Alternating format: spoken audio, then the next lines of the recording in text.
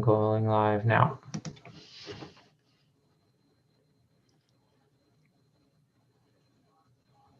Hello, everybody. Welcome. This is Jacob Jans with the Writers Workshop at Authors Publish. This is the second lecture in our new lecture series. Every month we are bringing you a different author who will talk about a topic related to the craft of writing, the business of publishing. We really want these lectures to be a regular, valuable resource that we're giving to the writing community for free as part of the Writers Workshop at Authors Publish. And today we have an author, Nellwyn Lampert, and she is a creative writing teacher, a book coach.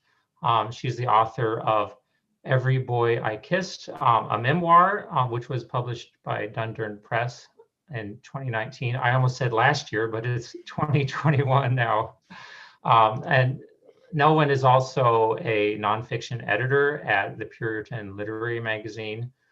She holds an MFA in creative nonfiction from the University of King's College. And she also teaches online memoir writing classes at on our website, nellwynlampert.com. So if you're interested in working with her, you can visit her website there. And she's currently writing her second book, which is going to be a work of speculative nonfiction. So today, Nellwyn is going to be talking about how to write and publish a memoir that attracts and wins over both readers and publishers. I know there's a lot of interest in memoir writing now, so I think it's going to be a topic of a lot of interest to everyone here. So Nellwyn, how are you today? I'm great. Thank you. Thank you for having me. I'm very excited to talk memoir. Yeah, I'm excited to hear your presentation. And so everyone, at the end of Nellwyn's presentation, we're also going to be having a live Q&A session. So at that point, you'll be able to write in questions in the chat, and I'll ask Nellwyn them as many as we get to. We probably won't have enough time for everyone's questions, but hopefully we'll have a good discussion at that point. So Nellwyn, let's hear your presentation. All right, so thank you. I will just share my screen here so we can get started. Okay, so how to write a memoir that wins over readers and publishers. So thank you everyone for being here today. You're probably here because you want to write a memoir, but maybe you aren't sure where to start, or maybe you've started and you don't know where you're going, or if you're even going in the right direction. Maybe you're wondering, will anyone ever read my book? Or will anyone care about my story? These are things I hear all the time from aspiring memoirists. So not to worry, you are not alone in that. And today I'm going to talk about 4 things that every memoirist should do. But these are also things that I see a lot of aspiring memoirists have neglected when they first come to me, either as students in my Introduction to Memoir Writing course or as one-on-one book coaching clients. So the things I'm going to teach you today will do 2 things. Number 1, they will make your memoir more attractive to agents, publishers, and readers. And it will also make your job of writing this book a whole lot easier. So let's get started with what is, in my opinion, the first and most important thing about writing a book. It's not about you. I know this might sound odd because after all, you're writing a memoir. So isn't it inherently about your life? Well, the story will be about you, but the book is about the reader. And the act of creating that book should therefore be done with the reader in mind. The reader is going to spend their hard-earned cash on what you've written, not to mention many hours with you when they read your book.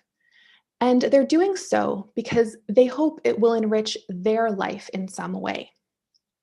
You don't have to cure COVID in your next book, but you do have to give the reader something of value.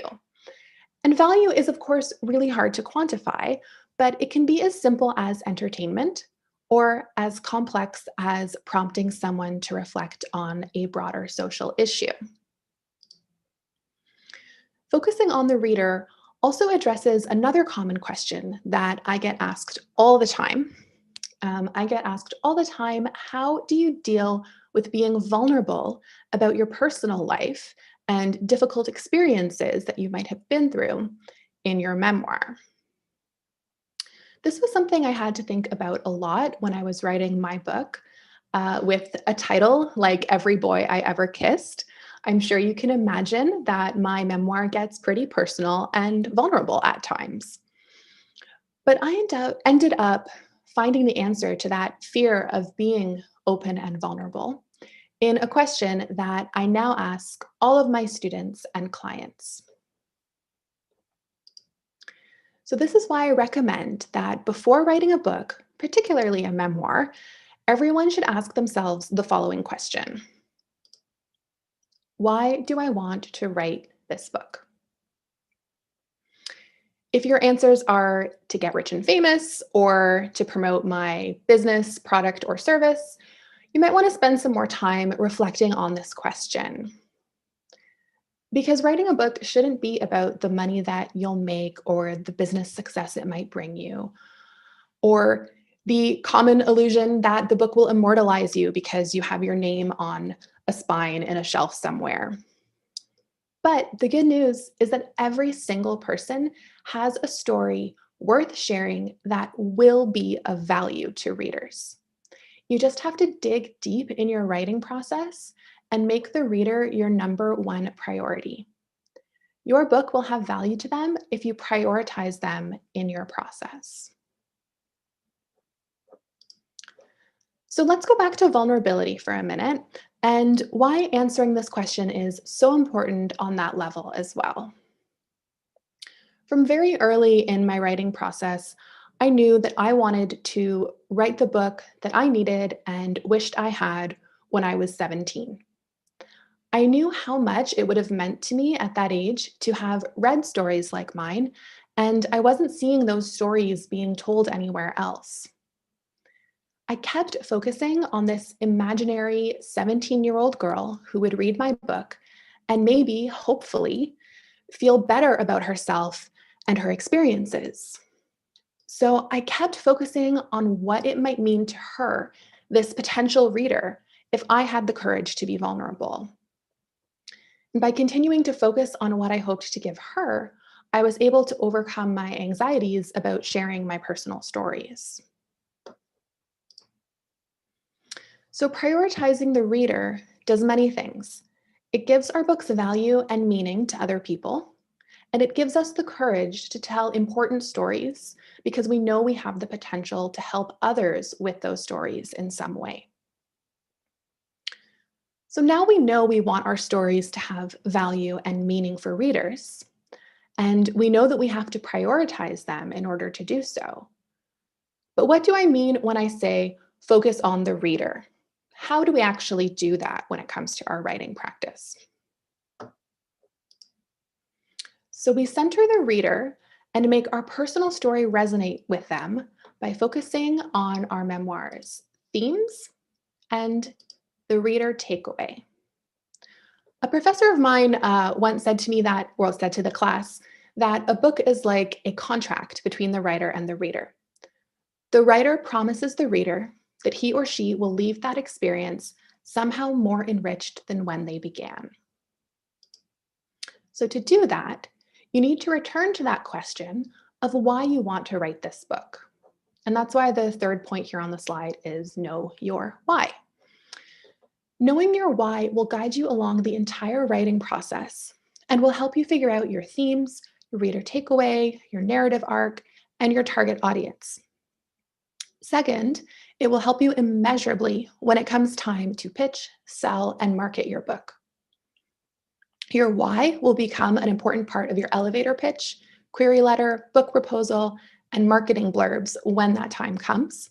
So identifying it up front, or at least having a general idea of it up front, will save you a lot of time, effort, confusion, and artistic angst in the long run. Of course, we write to express ourselves, but also to connect with other people and to share something with them. Think about one of your favorite books. And why do you love it? I guarantee it's not because the author made a ton of money from it or used it as a promotional tool for something else. It's because it spoke to you on a deeper thematic level.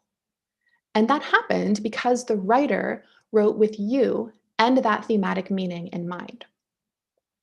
This is why I always emphasize theme with my clients and students. It's kind of my thing that I get known for. It's what gives book meaning and makes them attractive to readers, agents, and publishers. So the first and most important thing is to figure out your why and to identify your book's thematic meaning. And you can start to do that by answering two questions. The first is, what big ideas or questions are you hoping readers will reflect upon when they finish your book or as they're reading it? So I'll give you an example. One of my students is currently writing about her experiences growing up with several mentally ill family members. And she is asking readers through her story to think about how we engage with and treat mental health concerns and mentally ill people in our society. And the second question is, what have you learned from your life experience that will be of value to readers? So both of these questions are ways to start finding what the thematic meaning of your book might be. So another example for you, one of my book coaching clients is writing a book about her experiences as a senior woman over 60 in an intense wilderness survival training course that she took with a bunch of 20-somethings. So by sharing this experience, she is inviting readers to rethink what it means to age as a woman in our society. And her story, therefore, has value to other aging women who may be really struggling with that life transition. From her experience in the wilderness course, she learned a whole new way of thinking about and approaching her senior years, and she can now teach that new outlook on life to her readers. So, to center the reader and begin developing your themes, spend some time reflecting on these two questions here on the slide. Okay, so now we're moving on to part 2, know your audience. Once you know why you're writing, you can identify who you are writing for. It's important to figure this out early on because it will shape how you write the book. Your target audience will determine things like tone, style, and language choice. A YA memoir about your high school years will be written differently than my client's book about aging and wilderness training. So to use my experience as an example, my memoir, again, is called Every Boy I Ever Kissed, and it's targeted toward women aged 16 to 25. Of course, that doesn't mean that other people won't read it, and I've actually had a lot of parents of teens read the book as well, but it's this teenage and young adult audience that I kept in mind as I wrote.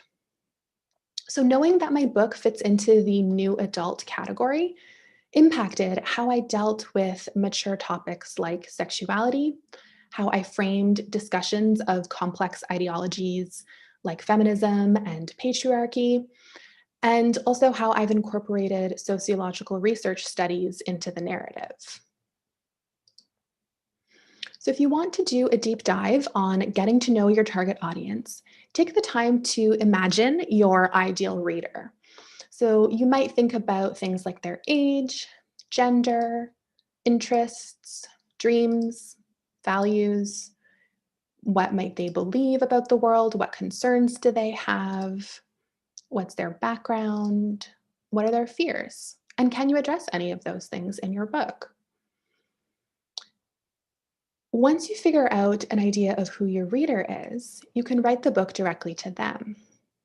And just like my first point about knowing your why, knowing your who helps guide the writing process by suggesting answers to some of the questions that will inevitably come up along the way during the process. For example, if you're wondering whether or not to include a particular story or anecdote from your life in your memoir, Knowing your thematic purpose and your reader's pain points and what you're hoping to offer them may help you decide whether or not to cut that section or to keep it in the story. But knowing your reader is also extremely useful when it comes to sales and marketing and winning over those agents and publishers, as well as winning over booksellers and readers. If you are interested in pursuing traditional publishing, you will need to have a section of your book proposal that outlines your target audience and market. So doing this upfront will help your writing and save you time later on with the proposal. If you are planning on self-publishing, you will need to develop a killer marketing strategy yourself. And knowing your target audience is the first step in any good promotional strategy. Okay, now it is time for point number 3, know your comps. So the next important thing you're going to want to start doing is researching what we call comp titles. This is short for competing and complementary titles.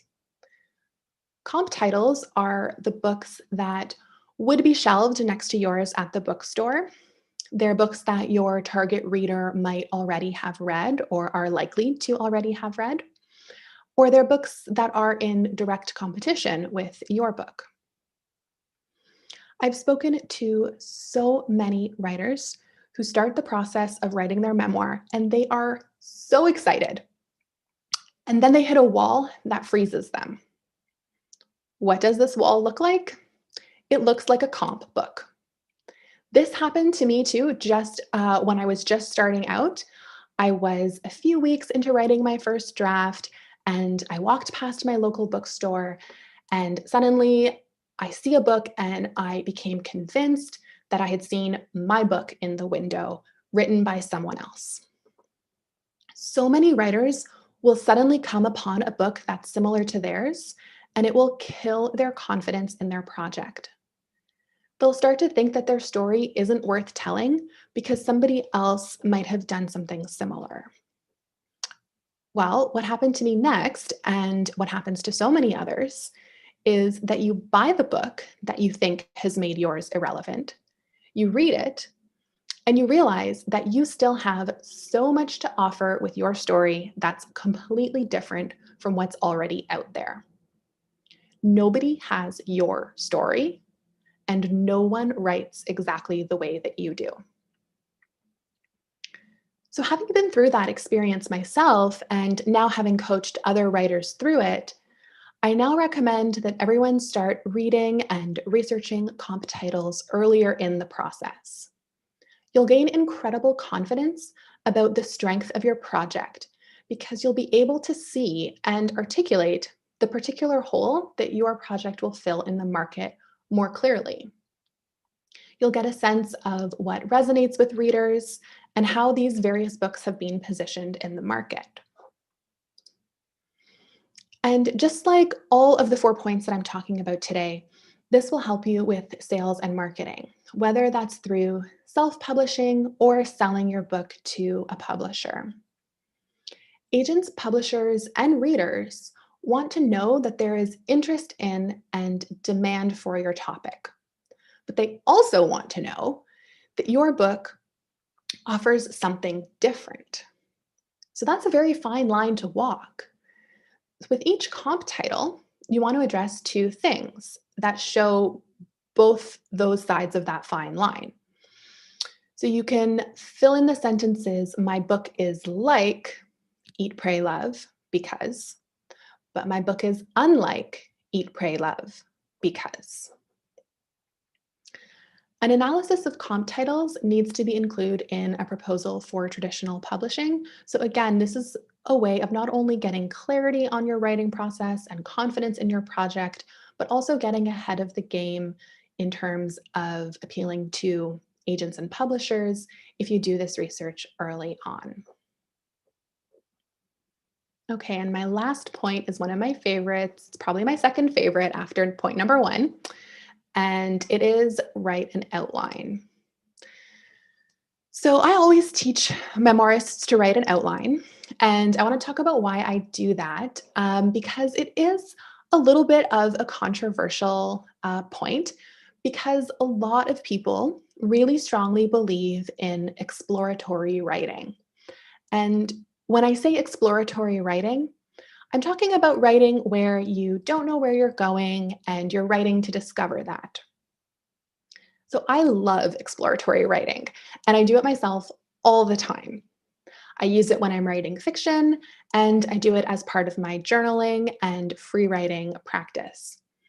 And yes, sometimes the things that I discover when I'm journaling or free writing will end up in my outlines. But there are many key differences between writing fiction and memoir, though there are also many similarities. But one of the key differences is that when we're writing fiction, we need to discover the story. So exploratory writing is a great tool for that. But when we're writing memoir, we've already lived the story. It's not about discovering the material. It's about finding the best way to organize existing material into a narrative. It's about choosing what to include and what to leave out, and figuring out how to turn this existing material into a compellingly written story.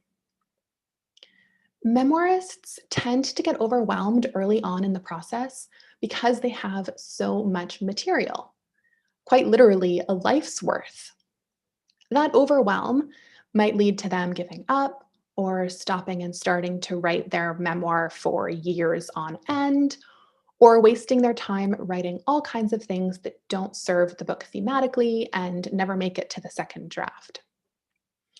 So, some of that might sound familiar to a lot of you, particularly that feeling of overwhelm, of not knowing where to start, or of stopping and starting for years. These are really common things I hear from a lot of people. So that's why I recommend outlines for memoirists, but I also want to clear up a common misconception about outlines. Outlines are not prescriptive. That's why I have these words on the screen. Your outline is a guide, not a dictator. Your book will change. Your first outline will not look like your last one or like your published manuscript. That's normal. When I was in graduate school studying creative nonfiction, one of my professors put every single version of his outline for one single book up on the screen during a lecture. And he did this to show an example of how outlines change and evolve. And let me tell you, the slides just kept coming with different versions of his outline, one after another. And this was a professional who had been writing books for decades, because this is a normal part of the process. You will always discover new things as you work, but having a guide and revising that guide as you go along will keep you from falling down the proverbial rabbit hole, so to speak, and getting completely lost, overwhelmed, frustrated, and maybe even giving up. So the goal is not to create a plan that you never deviate from. The goal is to organize your thoughts and give yourself a roadmap to make this process easier and clearer. You will go on detours as you move through that roadmap, but you are far less likely to get completely lost and stuck if you have an outline to return to. So do yourself a favor by organizing your material, and then do yourself another favor by giving yourself permission for your book to grow and change as you write. Okay, I'm going to give you an example of what writing an outline can do and how it can help you improve your writing and your writing process. So I'm going to go back to my client who is writing a memoir about her experiences in that wilderness training program as a woman over 60. When I started working with her, she had a list of all the topics she wanted to cover in her book, and she brought that to our first meeting. So it looked something like this, although this is an abridged version, obviously. She wrote down all the topics she had studied in her wilderness course, and each one related to a personal lesson she had learned that would be of value to readers. So there she was also addressing point number one about centering the reader. So I looked at this list and I thought, okay, this all makes sense. This is a great place to start. But what does she mean by walking stick? If you look at the slide, you'll see there in the middle of the list, there are the words walking stick. And that bullet point really stands out against this list of wilderness skills. So I asked her to tell me more about that. And it turned out that in her wilderness course, each student had to do a personal project and present it to the rest of the group. So she chose to carve a walking stick for herself and applied a variety of her new skills in creating this object. So as soon as I heard this, I said to her, "That's your last chapter." Because what does a walking stick symbolize? Particularly one that you've created yourself with new skills that you've just learned. It symbolizes standing tall, being your own support system, having added confidence in going on a journey, et cetera, et cetera. Not to mention that it also symbolized her mastery of all these new skills she was learning. So I'm talking through this idea with her, and suddenly she just lights up, and I can see immediately that she's been struck by a realization or some kind of inspiration, and her energy was just really excited. And then she tells me about something that wasn't even on her first list of topics and scenes she wanted to write. She tells me that on the first day of the wilderness program, it was the middle of winter, and she had to get out of her car and walk across a parking lot that was completely covered in ice to join the group. And as she's doing this, she sees all these 20-somethings running and sliding on the ice for fun. And she pulls out a store-bought walking stick with ice pegs on the bottom so she can get across the parking lot without falling and hurting herself, which she was really afraid of doing. And she told me that as the only person there over 60, she felt so embarrassed about being the only one with a walking stick. And in beginning to write her memoir, and in making her list of topics that she wanted to cover, that she brought to our first meeting, she hadn't even made the connection in the symbolism between that experience on the first day and her later decision to create her own walking stick and feel confident and strong using it, and realizing that she had value to bring to the group as an older person. So the walking sticks, both the store-bought one and her homemade one, immediately became obvious, important symbols in her entire book that represent the journey she went on and how much she grew as a person and learned. And remember, that scene, which is now actually the opening of her book, in which she arrives in this icy parking lot with her store-bought walking stick, wasn't even in her original outline. But it's because she had started making an outline that she was able to spot those symbols and patterns in her lived experience. With nonfiction, because you can't make stuff up, you have to maximize the potential of what really happened. So structure is one way to do that, as I've demonstrated with this example, where two different walking sticks serve structurally to open and close the narrative. And outlines can help you immensely with developing your structure. And it can also, doing an outline can also help you spot patterns, connections, themes, symbols, and recurring images more clearly. Because it's in a point form or a shortened form, it's easier to navigate, understand, and organize the material when it's in that outline format. So that is my case for outlines, and that brings me to the end of my 4 points. So to summarize, my 4 key points for writing a memoir that will win over readers and publishers is to focus on the reader, to know your reader, research your comps, and write an outline.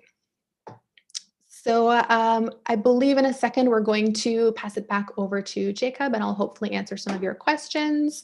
If you want to know more about what I do or have extra questions or anything, if we don't have time to answer them in the Q&A today, my website is there on the last slide, and a few of the things that I offer as services as well are there if you're interested. So yeah, that's it for me for now. And if Jacob is there, I guess we'll get to some questions. I am here. Hi. Yeah, thank you. There was something that a lot of people brought up is they are very interested in the wilderness book you were describing. Yeah. So I imagine it has not found a publisher yet because you're still working with the client, but yeah, it has not yet, but yeah, I mean, I will definitely be, talking about it on my social media when it finds a home. It's a book I'm really excited about. Yeah, I'm really, my client and I are hoping to start the querying process soonish. So we'll see how that goes. oh yeah, that will be interesting. So if people do want to learn more about that book, be sure to follow Nellwyn on the social media. Yeah, I'm at Nellwyn Lampert everywhere. And there are links on my website if you want on social media. Yeah. Something that really stood out to me is when you started talking about that book, is it was describing like it was about a new way of thinking or like a window into a different world. That reminds me of the idea of the hero's journey, where the hero steps into the new world. Do you want to elaborate on like how to think about that when telling a story? With memoir? Yeah, I think well, essentially what you're doing when you're writing memoir is you're turning yourself into a character. Um, but you can't make anything up. So it's a different type of character. So, and this is where the similarities between fiction and nonfiction can overlap, is with models like the hero cycle, and applying. So you can definitely, look at those things and apply that to your own book. One thing that I have people do actually on the first day of my class is I get them to complete the sentence, or it's 2 sentences. A pivotal experience from my life was blank, and from that experience, I learned blank. And that second part is the theme. The first part is usually the topic. Sometimes they overlap, but that second part speaks to what you're saying about usually you learned a new way of doing something, of thinking about the world. So it'll be different for everyone, but yeah, I think it's in that learning the learning that you've done in your life, that you find a new perspective that then you can offer to readers. So you bring up this idea of it having overlap with a fiction book, and that's something that we've had a few people ask about, is how do you know whether you should write the story as a novel or write it as a memoir? That's a great question. And I don't know if, sorry, was there a second part to the question? Did I cut you off? Okay. Yeah. I just got excited about the answer. Because I don't know if I don't think there's a one size fits answer all to that question, because I think there are so many different factors to consider. I know one friend of mine from graduate school, she started writing a memoir and then realized that, she has children, and she was writing about things in her life that she thought it would be better to fictionalize for their sake. So, there's obviously, when asking that question, I think everybody's going to be in a different circumstance, whether it's children or other people you might be writing about. I personally really wanted to tell my story as nonfiction, and I think this is something a lot of people might relate to. That might be their answer to this question, because I felt that if I fictionalized my story, nobody would believe it.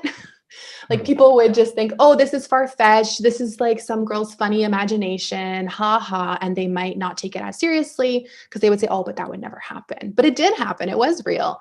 So, if you feel really strongly that that's an important aspect of your story, it depends how much access to material you have. If everyone from the time that you're writing about might have passed away or moved away and you can't interview people, you might not have enough material to do a memoir. So you might be better doing a fictional version. So those are just some of the things to consider. How much material you have, how other people might feel. And again, the point that you're trying to make with your story and your ultimate thematic goal. Yeah, this reminds me of another question that someone asked earlier, is added, like they asked about adding humor to your story, even if like it wasn't funny at the time. Like there's this blurring of the line, like of the lines in terms of what actually happened and how you present it, Yep. which clearly you can do in a novel however you want, right? Yeah. Well, I think you can definitely do that in memoir as well. So the fun thing about memoir is you make yourself a character in the story, but you're also the author of the story. So you appear in your book on two levels. And I talk about this a lot with people. You appear as the character who's living the experience in the book in real time, and you also appear as the author in the present day, looking back and reflecting. So you are both the voice of the main character, and you are also the voice of the narrator. So that gives you an opportunity where you can explore how something felt in the moment and how you feel about it now today. And that's a great opportunity to inject things like humor or insight or reflection or theme again. Um, my background is in theater. I originally studied playwriting before I studied nonfiction, and so um, I often have found a lot of overlap in terms of writer's craft theory between drama and prose. And one thing that they talk about in, I believe it's a book called Audition by Michael Shirtliff. I might have Michael wrong, but it's Shirtliff, which is ostensibly a book for actors preparing to do auditions. But I think it's amazing for writers to just read the one section of it called the 12 guideposts. So if you have the opportunity to pick up Audition and read the 12 guideposts, they're all wonderful writer's craft lessons. And one of them is humor. Okay. So it's the point being that humor is something that is incredibly valuable in storytelling and that you might want to try and incorporate in some way in every story. So I definitely recommend that book. That's great. So we've also had a lot of people ask for more details about writing an outline. Yeah. I know, like in my own writing, I haven't done a lot of outlines. I've probably because I mostly write short articles or poetry, which don't require a lot of outlines. But like, how do you like? Do you have more tips or resources for thinking about outlining? Yeah. So for memoir, what I, and again, I walk all my students through this step by step in my class. So what we do is first I have everyone just make a list of memories. So if you're writing about the trip you took around the world, your list might be decided to travel, said goodbye to my parents, drove to the airport, got sick on the plane, landed in Paris, went to the Louvre, blah, blah, blah, blah, blah. And you end up with a huge list and you order it chronologically. It doesn't mean that your story has to be chronological, but again, it's about creating resources for yourself as the writer to guide you in the process, and having an idea of a timeline is helpful.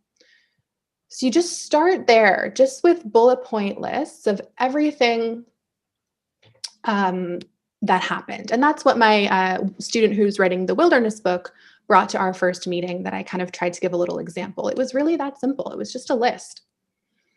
And then you go through the list and you start to expand it.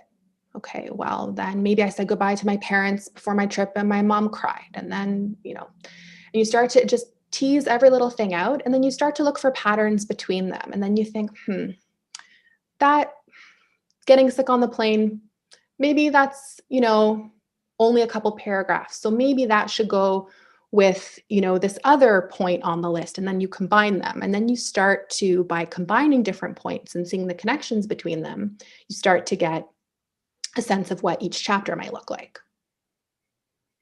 And as you talked about, that evolves over time. So like the outline just Exactly. is a way of thinking about where you're at in terms of writing the story, as opposed to what you'll write. I guess. I think it's a little bit of both. So what I did, for example, in my book's kind of easy to use as an example because it's Every Boy I Ever Kissed. So my very first outline was literally a list of names. Okay. My outline was just a list of boys' names. And then I started, expanding on, okay, so this person, there was that party we went to, and then that date we went on. And then you can say, okay, well, this person, that date we went on, maybe I'll write that. I'll sit down and I'll do some free writing. So it is a way to give yourself a guide when you're sitting there thinking, oh, I don't know what to write today. can go to your outline and pick an item off of your list and spend 5 minutes writing on it, and then see where you go. And then that's where seeing where you end up kind of starts to play in as well. We had someone ask an interesting question. Are all memoirs written in the first person? And I think to extend that, are they all written in the first person past tense? That's a good question. I mean, I haven't read all the memoirs, so I'm sure someone somewhere has done something unique with the form, and I think that would be really interesting from a writer's craft perspective. I mean, the majority are in first person past tense. I don't think that means that they have to be. So yeah, I mean, feel free to play with form. There are what's a bit more common is like joint memoirs. So a friend of mine, his book just came out a little less than a month ago, and it's a memoir, but it's also his mother's story. So there is a lot of first person, but then there's also a lot of third person from before he was born or when he was a little kid. So that's kind of a combination, like a joint memoir almost. So yeah, play with form. Then let me know. I want to read it. And he found a publisher, so publishers are interested in the different. Yeah. That was Penguin Random House. It's oh wow. Yeah, it just came out. It's called The Scientist and the Psychic, and he's the scientist and his mom's the psychic, and it's their shared story. Another question is, what are some good strategies for finding comp titles? Yeah, so I mean, one thing you can do, I mean, Google is a great place to start. One thing you can do, a really fun exercise to play after COVID is, this will be irrelevant in the replay, but it's, January 2021. Anyway, so you go to the bookstore and spend some time just thinking, where would my book belong in this bookstore? What shelf would it sit on? And it's kind of fun because you get to explore, different parts of the store and find, new titles that you might not have been aware of. And where you think your book belongs is next to your comps. So during COVID, you can kind of try and do that with Amazon because Amazon will recommend on the bottom, books similar to this book or other people bought this book. So you can try using keywords initially and then look for also Goodreads as well, because that also does the recommendation. So start with keywords. So wilderness, aging women, and then look for recommendations from there. For memoir, do the comps need to be other memoirs, or can they be novels or just other genres? It can be a mix. I would say, probably have a couple that are quite similar to your book, but then you can branch out into other genres as well. One person I know, this wasn't a memoir, his book was historical nonfiction, but his topic was so niche that it was really, really hard to find comps. So he did branch out and used other genres. So I would say if your topic is a little bit less niche and there is a wealth of stuff out there in your genre, then it probably is best to use those as comps. But you can definitely throw one or two other ones in there, especially if your topic is a little bit more specific. Okay. So if it's hard to find like comps you're really confident about, that's when you would branch out. Yeah. And your comps should be less than 5 years, less than 5 years old. So if you're having a hard time, That was going to be my next question, because you had brought up the idea of going into the bookstore. Like, should they just be ones that are in the bookstore and then maybe more recently published? Yeah, so definitely 5 years old or less, because part of what you're doing is speaking to the relevance of your topic in the market. So you want them to be books that are currently relevant. And there's also a bit of a fine line with choosing comps between books that were, blowout successes and books that didn't do well. So obviously you don't want to make all your comps books that didn't sell very well, because then a publisher, won't be very interested. But you also don't want to say, I'm writing the next Harry Potter, or I'm writing the next Eat, Pray, Love, because everybody's going to roll their eyes, because those are 1 in a million stories, and it's better to be realistic with your comps and your proposal. Okay, that makes sense. Another publishing related question. how do you know whether to aim for like just a safe, maybe small publisher that you have a higher chance of accepting, or just of getting accepted by, or just waiting until you get the Penguin Random House offer? Like, how do you decide what Mm. what you should go for when you're pursuing publication? Well, I have an agent, and so she tells me what to do when it comes to that type of thing. So I'll tell you what I know from her wisdom and my experience, but I would say if you do want to go after the big five, which is I think now becoming the big three as they all combine, you are going to want to go with an agent, and then that agent will make a plan for you about where to pitch, in what order to pitch, et cetera, et cetera. If you're going on your own, you're going to have most likely a difficult time um, getting your proposal read by the very big publishers, just because they get so many submissions. So, I mean, the strategy that my agent took was we went to the big ones first, because it's sort of like, oh, great if we get them, but also chances are we won't, and then we'll move on and sort of like move down from there. And yeah, I think just trying to think if there's anything else. We did that. I mean, oh, that's what I was going to say. You look for also niche publishers. If you're going down to the smaller indie level, it can be more beneficial to spend your time finding indie publishers in your niche rather than submitting to all the indie publishers out there because there's so many. Yeah, that makes sense. So you have an agent, but like at what point in the process do you start looking for an agent? So I looked for an agent. Again, my situation is a little bit different because I went to graduate school for this. So I looked for an agent sort of at the end of graduate school. Yeah. But what I had at that point was a finished proposal, highly polished sample chapters, and a rough draft of the entire book. I know people who have gotten agents for nonfiction without a draft of the entire book, with just the proposal and highly polished sample chapters. But that's definitely the minimum of what you need. Okay. So if you have a good concept and a sample, then that can be enough for an agent. For nonfiction, yes, not for fiction. Yeah. Okay. We had a question about legal liability, especially if you're writing about controversial topics or writing about other people in general. There's some responsibility there, and there could be legal issues. Do you want to address that? Yeah, absolutely. I mean, I could do a whole other talk on, writing about other people and how to do so. My philosophy around writing about other people is always to write with compassion. So, I mean, I could do a whole talk on that. So, there's that. In terms of the legalities, I'm not a lawyer. Please speak to your agent, speak to your lawyer. But from my experience, the main thing you need to worry about is libel and slander. And the libel and slander laws differ greatly depending on what country you're in, because the burden of proof is different in different places. So it's one thing that you do need to research or talk to an expert about.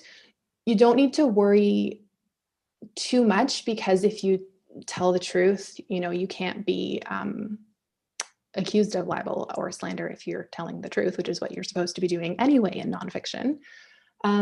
But typically what a lot of people do is they get releases signed by everyone who appears in their book. And you can also anonymize people to a certain extent. It's one of the few changes you can make in nonfiction is changing people's names and identifying characteristics. So that's what I did. Okay. That seems, if you wanted to be the most safe, it seems like you would just change their names and identifying characteristics, and then they wouldn't necessarily even know they were in the book. And I suppose some people, in addition to that, they write it under a pen name. So yeah, that's an option. Yeah. I mean, if you do change names, you do have to put a disclaimer in the book somewhere that you've done that. But that's what most people do. I think we've had a good question and answer period. Is there any parting words or last piece of advice or thoughts for authors out there?